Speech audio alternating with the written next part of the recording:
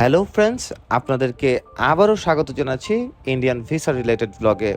আপনারা আমার থাম্বনেল দেখেই বুঝে গেছেন, খুব গুরুত্বপূর্ণ একটি বিষয় আপনাদের সামনে এবার তুলে ধরব। সম্প্রতি ইন্ডিয়ান ভিসা অ্যাপ্লিকেশন সেন্টার থেকে একটি নোটিশ জারি করা হয়েছে, যেই নোটিশে যারা ইন্ডিয়া যেতে চান তাদের জন্য তো খুবই জরুরি।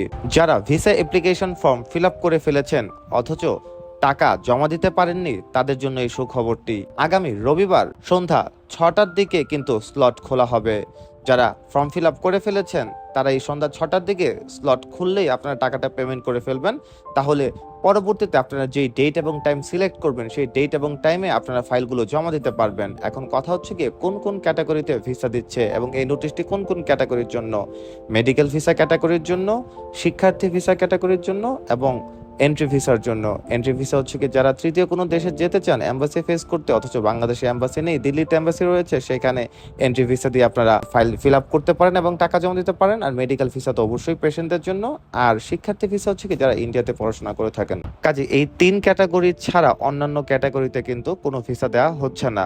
কাজে যারা স্লট নিতে চান দ্রুত রবিবার সন্ধ্যা 6টার দিকে আপনার টাকা পেমেন্ট করে ফেলতে পারেন। পরবর্তীতে আরো কোনো আপডেট থাকলে জানানোর চেষ্টা করব। সেই পর্যন্ত সবাই ভালো থাকেন, সুস্থ থাকেন।